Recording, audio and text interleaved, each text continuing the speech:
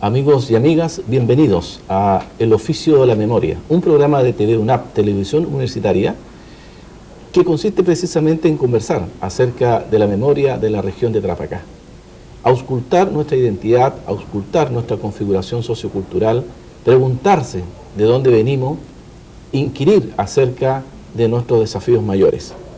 En esta ocasión vamos a presentar a un invitado muy especial que en la década de los 80, y gracias a su obra, a su tesis de doctorado, Holocausto al Progreso, los Aymaras de Tarapacá, llega a Iquique un libro publicado en Holanda, Holocausto al Progreso. Un libro que habla precisamente acerca de los Aymaras de Tarapacá. Tenemos con nosotros al profesor Fanquesa, a quien le damos la bienvenida. Profesor. Es un gusto. Gracias, profesor. Gracias por haber venido, por aceptar la invitación. Conversábamos fuera de cámaras acerca de la economía de la región, y si tuviésemos que dar una visión actual de la economía de Tarapacá y de la economía de Iquique, tendríamos que decir que es una economía que se mueve en base a la SOFRI, al comercio y a la minería. Sin embargo, la economía de Iquique y de Tarapacá tiene una larga data que se sustentaba sobre otros pilares. ¿Qué nos puede usted decir al respecto? De hecho, cuando vemos un poco más atrás de la economía basada en minería del salitre y más antes minería de la plata en Mantajaya, de hecho la economía natural propia de una región como Iquique, como Tarapacá, son los recursos renovables, la agricultura, la ganadería y la pesca. Y estos son las fuentes de la economía propia y de los que habían trabajado y desarrollado un sistema económico y que daba para real progreso. Eso es muy diferente de ahora. Ahora las fuentes de la riqueza son de fuera, Taiwán, de cualquier parte, y el destino, tanto de la mercadería como de la riqueza, no es Iquique, también es hacia afuera. Es muy diferente, realmente totalmente diferente. Pero ese ideal de economía con los pies sobre la tierra, basado en los recursos renovables y no renovables, llega un momento que se quiebra. ¿Cuándo se puede fechar ese quiebre de ese modelo de economía autosuficiente? En el siglo XVII se ha forjado la hacienda en Pica, en Tarapacá. Iquique no existía, apenas era una caleta de unos changos que pasaban por aquí, pero era Arica con Azapa, era Tarapacá el pueblo y algunos, y también Pica, ¿no? Estos son los puntos fuertes de la economía de la época, del siglo XVII. Y organizándose en forma de hacienda. La hacienda, en manos de los españoles, tenía también una economía hacia afuera, porque su objetivo era producir alimentos. ¿Para qué? Alimentos para los grandes centros mineros, en Sucre, en Potosí. O sea, los españoles que vinieron con la agricultura pensaban más como comerciantes que como agricultores, con gusto por la tierra. Los indígenas estaban trabajando y ellos aportaban a esa economía todo su saber, su conocimiento y su manera de trabajar, que era totalmente diferente de lo español. De ahí tal vez tenemos las dos raíces en que se podría desarrollar una economía sana, sin decir entonces que lo andino es todo, pero también sin decir que lo español, lo moderno, lo occidental es lo todo, porque no, en cualquier de esos no vamos a llegar a un buen fin. Bueno, de hecho, cuando usted empieza con el Holocausto del Progreso, cita una frase de Hernán Cortés que dice: yo he venido aquí a coger oro y no a labrar el suelo como un campesino. Eso señala la orientación que tenía el modelo económico que traen los españoles. Efectivamente, sí. Sí. Es tan diferente el objetivo y la manera, el concepto de trabajar entre los españoles y los andinos. Los andinos pensando en criar la vida. Fíjese, he hecho varias veces conferencias para andinos, quechuas también. En el fondo llegamos continuamente a la pregunta, bueno, ¿y cuál sería la palabra indígena, aymara o quechua por trabajar? Porque si les escucha hablando sobre el tema, hablan quechua, quechua, quechua, y de repente escucha la palabra trabajo. ¿Ustedes no tienen palabra por trabajo? Quedan pensando. Entonces al final dicen luraña o dicen uibaña. Luraña es hacer, pero cualquier cosa hacer no es lo mismo que nuestro concepto de trabajar para ganar dinero, qué sé yo, en una mina trabajar. O luraña se llega a ser la mejor traducción de trabajar. ¿Y qué significa uibaña? Significa criar. Criar como el ganado, pero ellos piensan en criar también la chacra, los cultivos.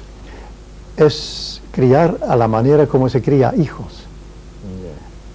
Y ahí se da un concepto muy diferente de si trabajar es criar, se trabaja también no tan solo como con recursos naturales, con capital, se trabaja de corazón, y sin contar lo que arroja. Una mamá que cría a sus hijos trabaja día y noche, trabaja mucho, pero no trabaja por dinero. Y de repente llegan a decir, la Pachamama es la que cría y nosotros la ayudamos. Este concepto de producir riqueza, alimento, es totalmente diferente. Estamos en el nivel de los valores, ¿no? De los valores más allá de lo económico, de lo material. De la cultura, en un sentido más amplio. Los valores. Cultura es cosa de valores. Valores metaeconómicos. Pero incluso así, digamos, el concepto de trabajo que nosotros manejamos proviene de la economía, de una visión de una economía monetaria. Sí, y el concepto de cultura también proviene de una visión occidental. El concepto de cultura viene del siglo XVII, del siglo XVIII. También es probable, entonces, pregunto, si es que los aymaras conocen el concepto de cultura. Para los aymaras la vida es una sola, ¿no? Ya. No se distingue lo que es cultura, lo que es trabajo, lo que es economía, lo que es sociología. Es una comunidad que es un todo vivo. Una comunidad es como una familia. Se puede distinguir el papá y la mamá, los padres y los hijos, pero se concibe como una unidad. Antes del individuo está la pareja. Ya. Hay una dimensión comunitaria de la vida. Que es prioritaria, sí. Ya. Fíjese, en la gramática nos enseñan yo, tú, él, nosotros, ustedes, ellos. Ya. O sea, todo comienza con yo, con el individuo que habla, el sujeto. Esto no es la manera de pensar del andino. ¿Cómo? El andino comienza con el nosotros. Ya, en vez del yo, el nosotros. Ajá. O sea, hay una ética colectiva absolutamente. Totalmente. Esto se refleja en el trabajo. En el trabajo occidental todo es competencia. Progresar más que el vecino. Esta competencia no está en la base del modo de trabajar del andino, es trabajar juntos. Como hombre y mujer trabajan juntos para llevar adelante la familia. Bien. No es que el hombre hace la competencia a la mujer, ¿no? Por lo tanto, dentro de esta perspectiva, si criar es el equivalente andino al concepto de trabajo, ya el concepto de criar ya no tiene la carga peyorativa que tiene el trabajo, en el sentido de un sacrificio, un doblegarse, un castigo hasta cierto punto. Eso, es bien interesante. Ahí estamos comparando la mitología andina con la mitología occidental, que se saca de los primeros capítulos de la Biblia. En la Biblia Dios trabaja 6 días y después descansa. Como que el descanso es la satisfacción, el goce del trabajo. Claro. Y nosotros también concebimos esto. Después del pecado de Adán y Eva, Dios les condena a trabajar duro, en el sudor de su frente comerá su pan, etc. Trabajo es un castigo. Un castigo, sí. Y esto tenemos siempre. Gastar sus fuerzas, ¿no? Y por eso le pagan. Pero más adelante podría haber alguna reconceptualización del concepto de trabajo de la tradición occidental con la reforma protestante, ¿no? Indudablemente, pero antes vino también un concepto renovado de esto del Antiguo Testamento en Jesucristo, ¿no? Ahí Jesucristo, el sufrimiento, el trabajo, pero también el sufrimiento es salvador, es para pagar por los pecados y para renovarse en la plenitud de la creación. Y más allá viene el concepto de trabajo para los demás, el trabajo para el bien de la comunidad. El comunitarismo es el primer elemento que eleva el trabajo del pensamiento de que es un castigo nomás. Es una vocación el trabajo. El protestantismo también lo ha tomado así, y más allá, el trabajo que deja buenos frutos, riqueza, un buen nivel de vida, es para el protestantismo clásico de Lutero y más todavía de Calvino, la señal de que esa persona, esa gente, está escogido por Dios para un destino en el más allá, será salvado. Entonces trabajan y trabajan para superar esta angustia de tal vez estar condenado, ¿no? Y más allá, el trabajo pierde su contexto religioso y pasa a ser simplemente creación, totalmente antropocéntrico. El ser humano queda en el centro de todo el proceso. Y se disloca, digamos, se descentra, por decirlo de alguna manera, el lugar que tenía Dios o que tenía la Pachamama o como quiere que se le llame, ¿no? Ya. Dios se le pierde de vista en Occidente. Sí. Trabajar es cosa del mundo nada más. Y más el trabajo como producción de bienes, como el centro de la economía, pasa a ser el centro de todo. Los gobiernos se preocupan más que nada de una economía, un progreso. Esa es la esencia de los programas de gobiernos, de partidos políticos, ¿no? Economía es todo en este mundo.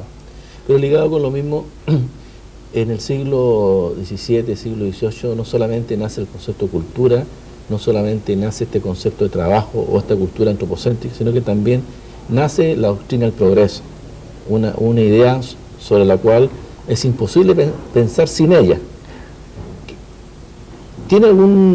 ¿Ocupa algún lugar esa idea de progreso en la cultura aymara? Mire, cuando hablamos de progreso pensamos en un futuro lejano, utópico. Superior. Superior, una línea ascendiente. En el pensamiento indígena no se piensa para adelante, se piensa hacia atrás. El ideal está en el pasado. Y algo de esto tenemos todavía porque el paraíso, según Génesis, también es una situación ideal que nosotros pretendemos a recuperar. Pero el andino vive con la mira hacia el pasado. Pero es un pasado como modelo, no Como modelo. no como regresivo, ¿no? Hay gente que podría pensar de que se quiera volver, por ejemplo, al tiempo del Inca, pero eso es imposible, ¿no? No es para, yo creo que nadie piensa volver al Inca, tendría que dejar su auto y... Claro, claro. No es esto. Pero los antiguos tenían un saber que es una sabiduría, y la sabiduría es la que falta cada vez más, según cómo crían a sus hijos, ¿no? Que sean prudentes y que piensen. La palabra antaña también, recordar. Recuérdate, dicen a sus hijos, recuérdate.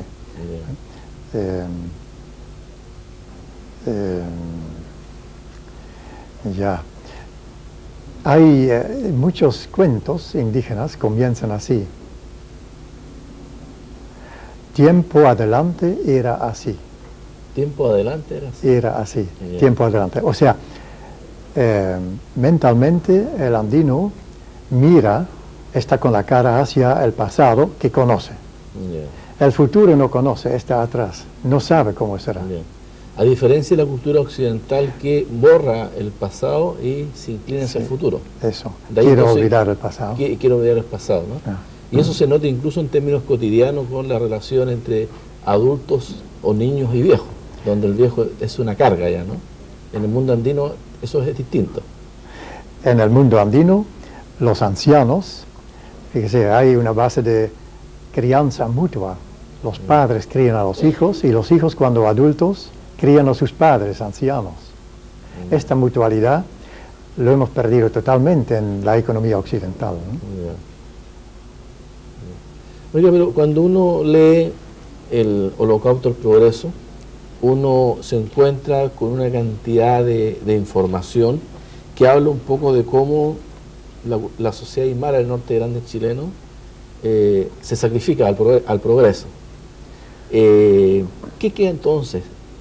Producto de la Escuela Nacional, producto de todas las campañas chilenizadoras, ¿queda algo de estos elementos que usted estaba mencionando? Queda mucho, pero no es tan visible. Como digo, la idea de la mutualidad en la economía existe todavía, porque en un barrio popular donde hay más cultura indígena, aunque uno no se da cuenta, ahí la ayuda mutua, la reciprocidad es una base de actuar. Exactamente. A cada paso se ve esto. Es parte de la raíz indígena. También el aprecio de la maternidad. La Pachamama es la divinidad principal en el mundo andino, ¿no? Y la mujer, la maternidad, también es de mayor importancia, y esto existe todavía en el sentimiento, en el sistema de valores, digamos, del poblador, del nortino en general, y tal vez de todos los chilenos, ¿no? Mucho más que de los occidentales. La maternidad. De ahí también que en el norte grande, los grandes santuarios, la Tirana, Aquina también, las Peñas, estos santuarios tienen tanta concurrencia porque ahí se celebra la maternidad universal de la Virgen María. Son herencias de la cultura andina. Una economía solidaria también queda muy en los sentimientos de la gente, de los obreros más que nada, del pueblo. Economía de solidaridad. Hemos aprendido en la escuela tiempo atrás que la economía tiene 3 factores que se conjugan y con eso se desarrolla cualquier economía, de la derecha hasta la izquierda, los marxistas, los liberales, que son 3: capital, trabajo, recursos naturales. Y si tú eres consecuente en eso, no va todo lo que es economía. Una mamá que trabaja en la casa trabaja con cariño, cariño, ayuda para un hermano sin pedir que le pague, solidaridad en todo sentido y crianza desinteresada, porque esa es una alegría ver cómo los niños crecen, ¿no? Sí. Este cuarto factor, un factor cultural en la economía, llámase economía de la solidaridad, eso tiene más eco en la clase popular, que en el fondo vive de una cultura mestiza. Exactamente. Bueno, y los mecanismos, por ejemplo, de esta economía solidaria en el barrio son tan cotidianos que, por ejemplo, de repente pasan por alto de la mirada aguda. Por ejemplo, en los barrios populares la institución dominical del plato único está expresando unos niveles de solidaridad. Totalmente. Y está expresando en términos simbólicos que el día domingo a tal hora todo el barrio está comiendo lo mismo. ¿Ah? Que podría ser también visto como un elemento de puesta en valor, digamos, de la cultura solidaria. Sí, es otra herencia. Tú sabes que las fiestas de los pueblos, de la comunidad, todos tienen como base una comida compartida. Yeah. Es parte esencial, tal vez lo más esencial de la fiesta, la comida en la cordillera. Y no es tan solo comer entre gente, es también compartir con las divinidades, los espíritus de los cerros y la Pachamama. Y los difuntos también, ¿no? Los difuntos, mire, los difuntos, ahí tiene otra herencia. En el norte de Chile, en todo Chile, la familia tiene dos partes, los vivos y los muertos.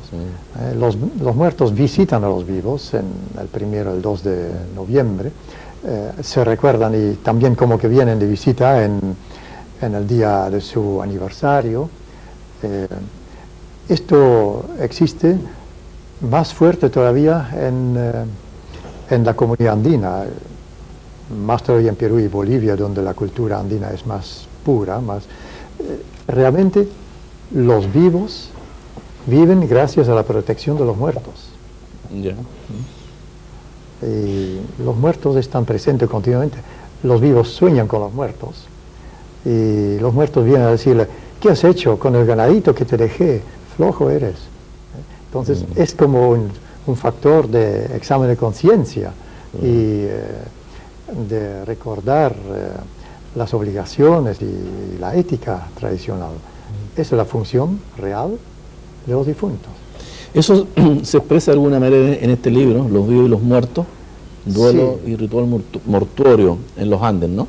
Ya. Este es un libro que tiene una serie de autores, es producto de un simposio, me parece, en los americanistas de Quito. No, esto ha sido un simposio sobre momias en sobre Arica, un congreso de momias en Arica, sí. Exactamente. En este congreso, donde se hablaba de los momios de Egipto, de los momios congelados, de los esquimales, todo tipo de momificación natural y artificial. Entonces, de parte del IECTA hemos atendido un simposio entre varios sobre los rituales contemporáneos andinos, o sea, cómo se relacionan los vivos con los muertos, porque ese es también el origen de la momificación artificial, ¿no? Perdón, profesor, vamos a la vuelta a seguir conversando este tema, recordándole a nuestros televidentes que estamos conversando con el profesor Juan van Kessel en el oficio de la memoria, y la segunda parte vamos a seguir hablando del tema de los vivos y los muertos. Volvemos a la segunda parte de este oficio de la memoria, recordándoles a nuestros televidentes que estamos en TV UNAP, Televisión Universitaria, y estamos grabando desde la hemeroteca de la Biblioteca de la Universidad Arturo Prat. Por eso que ustedes pueden encontrar dentro del paisaje a estudiantes haciendo sus oficios como tal, leyendo, inquiriendo, buscando información, etc. Estamos hablando con el profesor Juan van Kessel acerca de esta relación entre vivos y muertos en el mundo aymara, y que también se expresa en el mundo popular, en el mundo mestizo popular de del Norte Grande, donde a veces tiene un semblante más andino de lo que uno mismo podría pensar. Entonces estamos hablando de este libro que se llama Los vivos y los muertos, que es producto de un simposio sobre un congreso internacional de momia. Acá hay gente diversa que escribe sobre todo lo que es el mundo andino con respecto al tema de los vivos y los muertos. En ese sentido, el 1 de noviembre dentro de la comunidad andina es un día también fundamental, ¿no? Indudablemente, pero más importante, todavía más impactante, es el ritual del entierro y de lo que sigue después a los 8 días, la paigasa, como dice, donde se hace el lavatorio, también lo llaman, donde lavan todas las cosas del muerto y donde hacen un simulacro con una persona que hace las veces del muerto. Se pone su sombrero en una mesa, lo velan de nuevo, pero el sombrero, pensando que en toda esta semana, la primera semana después de la muerte, el alma queda rondando la casa y está en la casa. Entonces lo velan de nuevo, pero con el puro sombrero, y el resto es todo igual. Y después en la mañana, al amanecer, hay un representante, uno que hace el simulacro, se pone el sombrero del muerto y se busca una llama y lo cargan con todas las pertenencias del difunto y van de viaje. Como antes también hacían viajes con recuas de llamas cargadas hacia el occidente, tiene que ser hacia el occidente, porque ahí es donde termina la vida, ¿no? Yeah. Ecológicamente también, porque bajando de la cordillera cada vez más seco, cada vez más muerto. Y toda la comitiva acompaña al viajero, digamos, que va hacia la eternidad. Después de media hora de caminar, toda la fila hacen una pausa en el camino, se carnea el muerto, la llama del muerto, y la hacen de una manera muy especial. Abren la panza, sacan todas las tripas y lo dejan a un lado. Después sacan toda la carne, pero sin tocar los huesos. Entonces, buscándose toda la carne, el animal queda flaco, como una momia también, ¿no? Nuevamente cuecen las tripas adentro y dejan el llamo como está durmiendo. Y es una fiesta de despedida, es una fiesta muy emotiva. El muerto, el que hace las veces del muerto, hace la despedida y dice: me voy a quedar mucho tiempo fuera, pero cuida a tu mamá, dice a sus hijos. Es sumamente emotivo, pero también instructivo. Son las últimas palabras de un padre que cría a sus hijos. Y también se despide de los vecinos. Luego llevan varios rituales como para que de los muertos nadie sea arrastrado por el muerto, nadie de los vivos sea arrastrado por el muerto hacia el otro lado, rituales de protección. Después los deudos van a su casa y llevan al llamito y el perro del difunto también y todas sus pertenencias a una hoguera, lo queman. Y se imaginan que el muerto viene a buscar sus pertenencias y va al más allá, pasando la gran cocha, que se considera así la mar, ¿no? Interesante es que lleva todas sus herramientas, un telar, semillas también. Es que se imaginan que más allá sigue trabajando, criando en el otro mundo. Y además los muertos siguen criando a los vivos, ¿no? Y los vivos crían a los muertos porque tienen que ir a dejar coca, agua, velas, luz también al cementerio. Esa mutualidad. Fíjense, el descanso no es el cumplimiento del trabajo. En el mundo occidental sí. Sí, claro. Nosotros esperamos ansiosamente las 5 de la tarde cuando estamos libres, descansamos. Y el fin de semana también, ahí descansamos. Las vacaciones mejor. El descanso es donde ya no se trabaja gracias a Dios, porque el trabajo es desgaste, es sacrificio, es mortificación, y después se cree que con la jubilación ahí estamos, Sí. Estamos al otro lado. Y más todavía, cuando se entierra un cristiano, le desean en las oraciones el descanso eterno. Que descanse en paz. Que descanse en paz, ¿no? Claro. Descansar es el feliz fin del trabajo. No así el andino. Yeah. El andino está criando y sigue criando, en el más allá también. Yeah. Por lo tanto, es una dimensión del trabajo y la economía absolutamente diferente a lo que nosotros entendemos por algo que es normal. Mi pregunta es, profesor, si es que un modelo de economía autosustentable, como el que estamos hablando al inicio de este programa, en un mundo de globalización, en la cual cada país o cada economía tiene una función determinada, este modelo, ¿qué puede decir, qué le puede decir a esta globalización? Ya. Para el andino, el ayllu, que es el universo donde vive, no es tan solo la gente, la comunidad, es todo su pequeño mundo. El pueblo, también la naturaleza, la salca, dicen, la naturaleza silvestre, y las divinidades. Son tres comunidades que componen el ayllu. Y estos tres constituyen una misma vida. Entonces, no tan solo en la familia, entre padres e hijos, hay una comunidad de vida, también hay esta mutualidad de crianza mutua entre la naturaleza y el ser humano.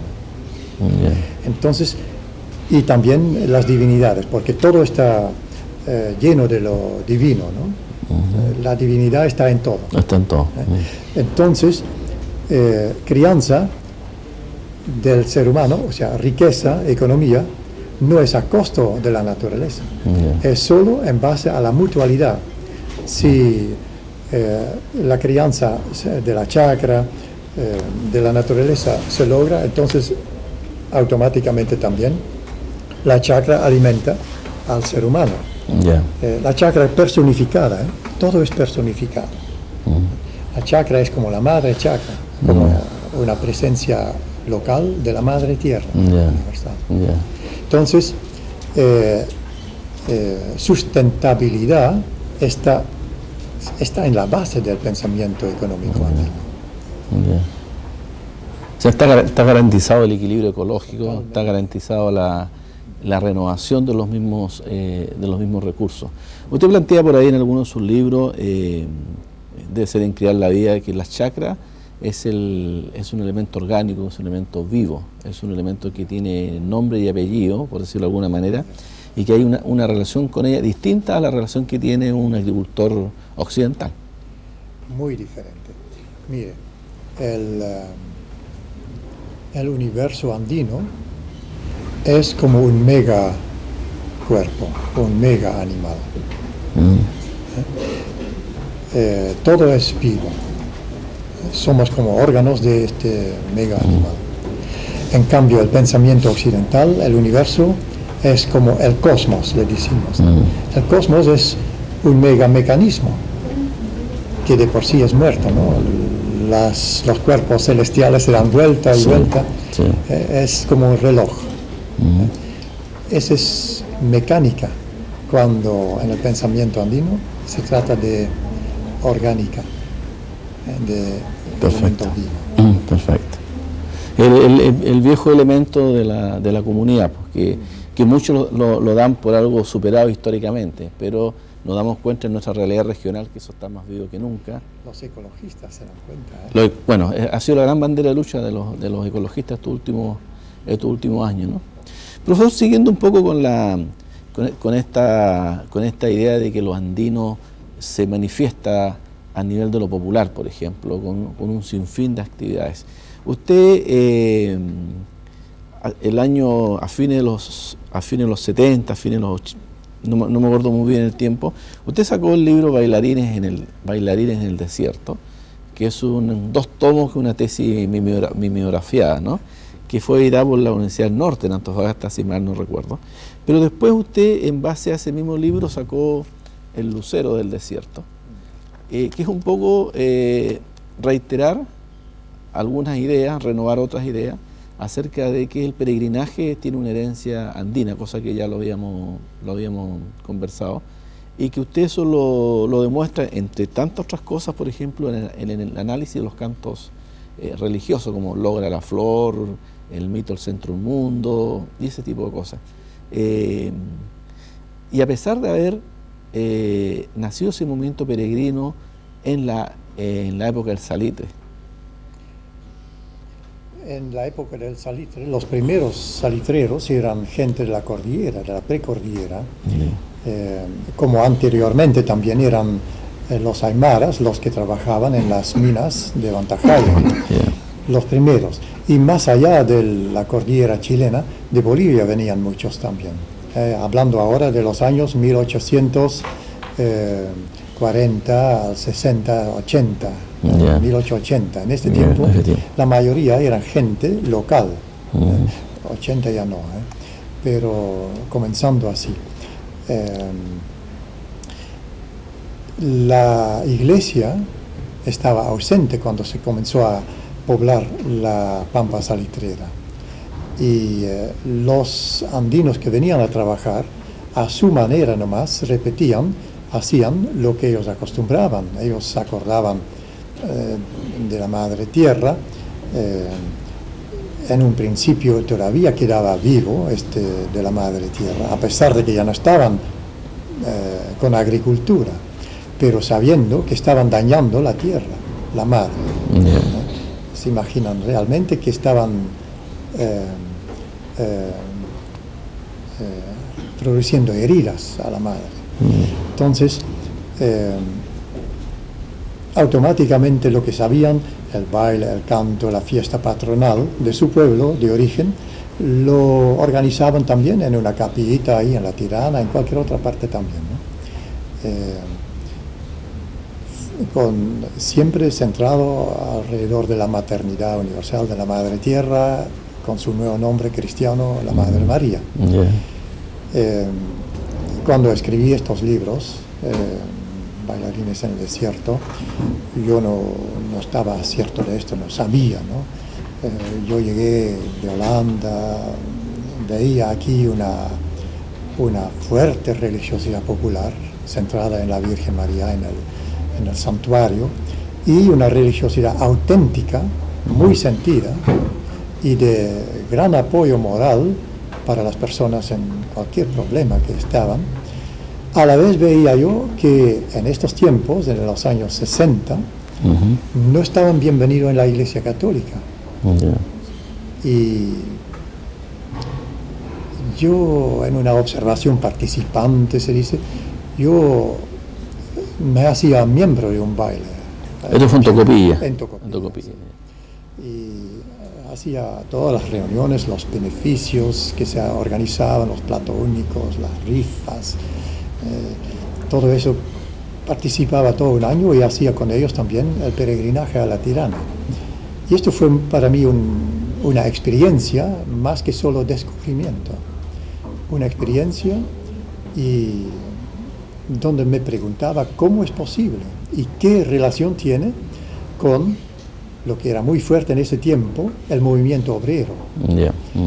Me daba cuenta de que los dirigentes de los bailes, porque no era un baile, ya en ese tiempo habían 80 bailes en La Tirana, que la gran mayoría de los dirigentes de los bailes habían tenido también experiencia como dirigente sindical, y que la gran mayoría eran simpatizantes izquierdistas, apoyando también a la presidencia, al candidato presidencial Allende.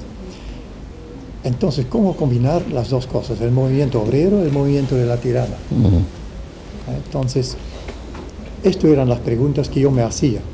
En ese tiempo también la opinión pública, vertida en la prensa, el Mercurio, las revistas semanales, tenían un pensamiento, una opinión muy negativa de los bailes, como sumamente pobres, ignorantes, que era un folclore nada más, que se hacían su agosto allá en La Tirana, alcohólicos, que eran medio bolivianos, no sabían de chilenidad, muy negativa. Sí. Entonces, cuando conocí la realidad por participar, me daba cuenta que estaba totalmente diferente. Y así se demostraba en este libro que el nivel de enseñanza de los bailes, de los bailarines, era de 1 año y medio mayor como promedio que de todo Chile. En Chile habían doctores, abogados, jueces, había de todo, profesionales, pero el promedio era 1 año y medio más bajo que el promedio de los bailarines. Ingreso, que no eran sumamente pobres y tampoco estaban muy marginados porque estaban sindicalizados, estaban participando mucho en el cooperativismo, organizado también el Servicio Nacional de Salud, que en ese tiempo no era tan general. Entonces, ¿por qué esta oposición, esta contraposición, ese conflicto? Entonces, ¿y por qué? ¿Qué relación tiene el movimiento social con el movimiento religioso? Entonces, llegando a la conclusión que en ese tiempo la religiosidad popular era una religiosidad del pueblo y todo lo contrario de lo que se decía en la época, opio del pueblo. Era una bandera de lucha que daba energía, vitalidad, ética a su lucha obrera. Eso es de un tiempo pasado porque dejé de estudiarlo como tema de investigación ya en el año 73.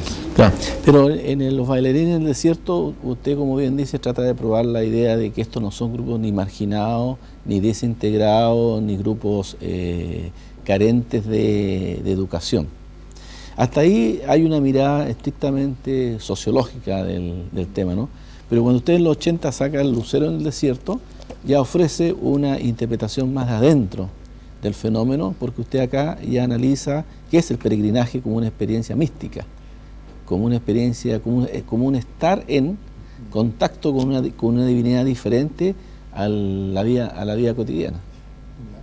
Efectivamente, el libro este tiene 2 capítulos principales en la interpretación, la parte sociológica y la parte cultural y religiosa, ¿no?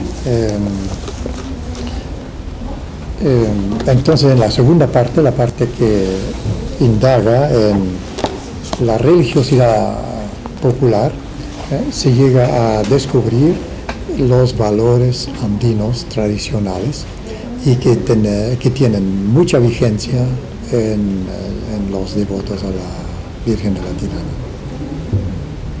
Cómo es la maternidad, cómo es la conciencia de que lo divino está presente en la vida humana, en el trabajo también. La manda, la promesa, es la expresión más real de la relación entre lo divino y lo humano. Es muy fuerte, muy sentido y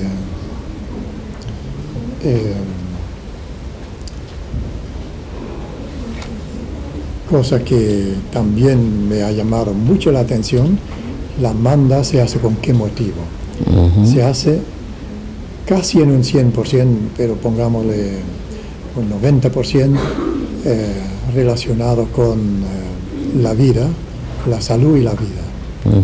Vida y salud es también lo que cantaban en ese tiempo en todos los cantos. La bendición que pedían era vida y salud, hasta el año.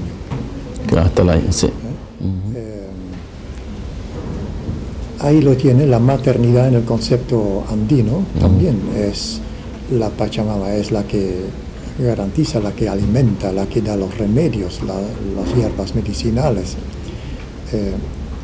La función, para hablar así en términos científicos, la función de la Virgen María en la Tirana es la misma que la función de la Madre Tierra. Bueno, ahí se expresa esta idea de que cómo lo andino se aparece ahora reinterpretado bajo un nuevo ropaje, pero que en el fondo sigue siendo, digamos. Pero, sí, efectivamente, pero no es lo mismo con un nuevo nombre, porque efectivamente todos los bailarines y los devotos a la Virgen de la Tirana son conscientes de que la Virgen María es la Madre de Jesús, hay una relación con Dios, con los sacramentos, con el bautizo. Todos quieren que sean bautizados, ¿no? Claro. Ningún bailarín desprecia el bautizo para sus hijos. Claro, claro. Entonces, efectivamente es una evolución de la religiosidad andina originaria, una cristianización o evangelización, más bien cristianización diría yo, a su manera, porque es una cristiandad con identidad propia. Sí. No es lo mismo un español que baila en España, en Sevilla, para lo divino, que un chileno que baila en la Tirana. Culturalmente son muy diferentes. Bueno, ahí se muestra cómo la cultura entra a mediar, a reinterpretar los elementos así llamados universales, ¿no? Exacto. En esa misma perspectiva se edita también este libro Pescador y Peregrino Tocopilla, ¿no? O Ayca y la Peña Sagrada, que son relatos, a mi juicio, muy bien logrados acerca de la dinámica social al interior de cada compañía de baile. Porque en términos generales podemos decir que el tema de la Tirana siempre ha sido visto como un tema más folclórico, un tema más que llama más atención por lo musical, por lo coreográfico. Pero aquí tenemos una visión, relatos, digamos, muy bien hechos acerca de cómo funciona una compañía de baile, el drama que tienen en el caso de los pescadores y peregrinos de Tocopilla con la Casa de la Albacora, por ejemplo, cómo están dependiendo de ese tipo de elementos. Efectivamente, los dos libros, y hay un tercero, también, sí, que no fue editado porque las familias donde he hecho la observación participante con el apoyo de ellos, lo encontraban tan privado, tan íntimo, que no quisieron que fuera publicado, ni siquiera bajo otros nombres. Pero son el producto de una observación participativa, de una vivencia, digamos, ¿no? Participando con ellos. Bueno, en esa misma perspectiva, para ir cerrando el ciclo, profesor, dentro de la actual comunidad andina del Norte Grande, si uno la compara con las comunidades andinas o quechua de Perú y Bolivia, ¿cuáles son las diferencias más fuertes que uno puede encontrar? Mira, la comunidad andina en Chile está descompuesta, se ha ido desmoronando por varios motivos. En primer lugar, por la emigración y también por el cambio de la mentalidad, la chilenización y un pensamiento económico moderno, materialista. Han perdido un poco la dimensión religiosa. Sus actividades económicas ya no se acompañan de rituales de producción como en tiempos pasados, más también por el protestantismo que ha ido invadiendo y haciendo imposible las rituales, las fiestas colectivas. En Perú y Bolivia funciona todavía, en gran parte. Hay una diferencia notoria también entre la zona aymara y la zona quechua. Fíjese, los aymaras tienen por principal divinidad la madre tierra que hemos dicho, pero en zona quechua, en zona donde el Inca ha introducido su ideología, su pensamiento, centrado en el Padre Sol, ya es otro género también. Ahí los grandes santuarios populares van alrededor de Cristo, el Señor de los Milagros, el Señor de los Temblores, el Señor de Huanca. Es muy notorio, un Cristo siempre muy sufrido, muy sacrificado, como holocausto, ¿no? El Inca ha tratado de orientar la filosofía junto con la dominación sobre la zona aymara, diciendo que el Padre Sol calienta la Madre Tierra y entre los dos producen todo lo que hay de vida en el mundo. Es bonito, es interesante. Bueno, profesor, estamos llegando al final de esta conversación. decirle a nuestros televidentes que hemos tenido una amena conversación con el profesor Van Kessel, autor de una cantidad increíble de textos que hablan sobre nuestra zona. Todos estos libros, por supuesto, están disponibles en la biblioteca del YECTA, en la biblioteca del CREAR y también en la biblioteca de nuestra Universidad Arturo Prat. Le agradecemos su audiencia y le agradecemos al profesor Van Kessel por su presencia. Muchas gracias. Gracias a ustedes.